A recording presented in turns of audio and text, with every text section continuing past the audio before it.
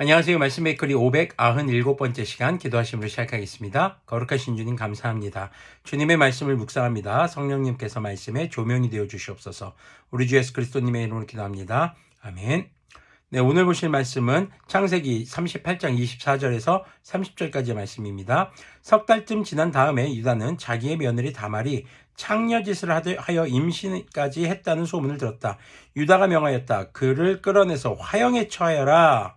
사실 이런 일들이 화형에 처할 만한 문제는 사실 아니거든요. 뭐 돌에 맞아 죽거나 이럴 수는 있겠지만 뭐 큰 차이가 있겠냐마는 굉장히 이게 지금 유다가 분노해서 지금 처벌을 내리는 것을 알 수 있습니다. 자, 25절 보면요. 그는 끌려 나오면서 시아버지에게 전가를 보냈다. 저는 이 물건 임자의 아이를 배웠습니다. 하고 말하였다. 다말은 또 말을 계속하였다. 잘 살펴보십시오. 이 도장과 이 허리끈과 이 지팡이가 누구의 것입니까? 유다는 그 물건들을 알아보았다. 자기 거거든요. 그 아이가 나보다 옳다. 자, 이것이 개역개정에서는 그 아이가 나보다 지혜롭구나라고 번역이 되어 있습니다.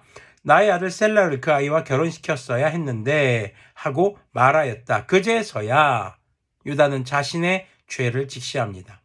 자신이 창녀를 찾아가서 음란한 행위를 한 것은 아랑곳하지 않고 지금 다말이 이 아이를 가졌다. 지금 과부가 아이를 가졌다. 이거 지금 화형 불태워 죽여라 라고 말하는 분노하는 그 자신의 모습을 돌아볼 수 있게 된 것이죠. 그러니까 그 아이가 나보다 옳구나. 그 아이가 나보다 지혜롭구나. 내가 마땅히 해야 될 일을 했어야 했는데 하지 않고 있었구나.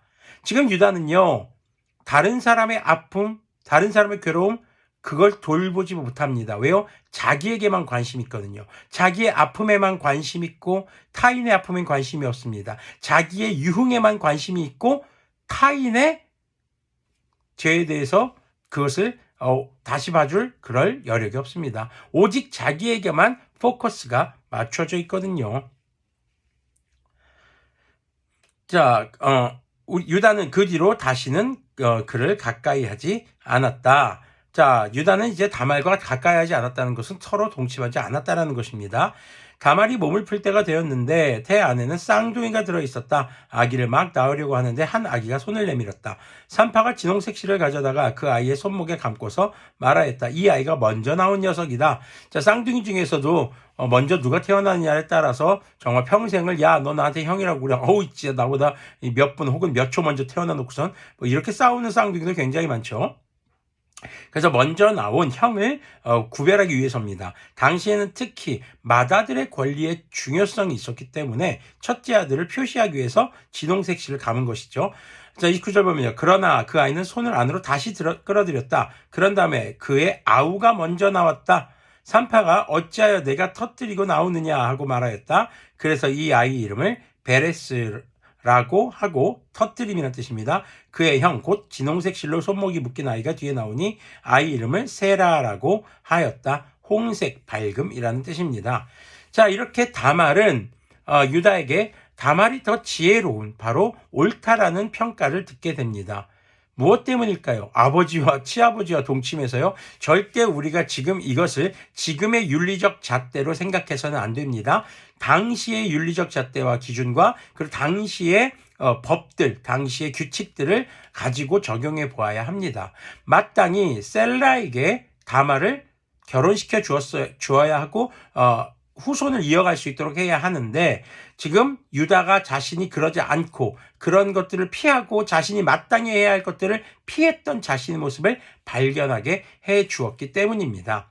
유다는요, 죄를 짓고 자신의 잘못을 올바로 뉘우치지 않고 점점 하나님의 거룩한 집과는 거리가 먼 삶을 살아가다가 이제 다말의 지혜로운 행동을 통해서 다시 하나님의 거룩한 계보 안으로 들어오는 그런 회복을 경험하게 됩니다. 물론 창세기에서는요, 유다가 다시 야곱의 집으로 들어왔다라고 정확한 기록은 없습니다. 그런데 그 이후에 이제 요셉을 만나러 가는 장면이라든가 기근이 들었을 때 장면이라든가 유다가 함께 갔던 모습을 통해서 볼 때 야곱 가문으로 들어갔고 또 룻기 4장에서 보면은 이 베레스가 다윗의 조상이 됩니다. 그래서 유다가 맏아들의 권리를 이어가게 된 것을 우리는 다른 성경 본문을 통해서 쉽게 알 수 있게 되는 것이죠.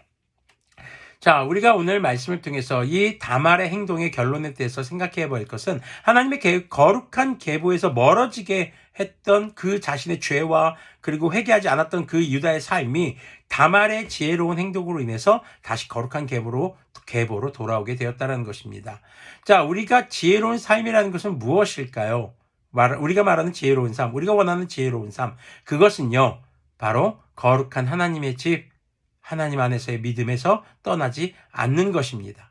그리고 떠났다 하더라도 다시 돌아와서 주님을 예배하고 그 거룩한 계보 안에, 믿음의 계보 안에 머무르는 것이 진정한 지혜 있는 삶이라는 것을 기억했으면 좋겠습니다. 기도하겠습니다. 거룩하신 주님 감사합니다. 주님의 말씀을 묵상했습니다. 주님, 우리가 주님의 거룩한 그 믿음 안에서 떠나지 않도록 도와주시고 설령 잠시 떠났다 하더라도 주님께서 우리를 다시 깨닫게 해주셔서 그 거룩한 믿음의 계보 안으로 들어와 정말 신앙을 이어가고 믿음을 주님 오시는 그날까지 지켜갈 수 있는 지혜 있는 자의 삶이 되도록 긍휼을 베풀어 주시옵소서. 우리 주 예수 그리스도님의 이름으로 기도합니다. 아멘. 네, 지금 교회 안에서 믿음 안에서 머물러 계시다면 끝까지 그 자리를 떠나지 마시길 바랍니다. 혹 이 말씀 베이커리를 보시는 분들 중에서 잠시 믿음을 떠나셨다던가 교회에서 떠나셨다면 다시 돌아오십시오. 바다의 등대가 있다 교회가 여러분들과 함께 하겠습니다. 그렇게 주님의 믿음 안에서 교회 안에서 주님 나라 오시는 그날까지 지혜로운 자의 삶을 이어가기를 소망합니다.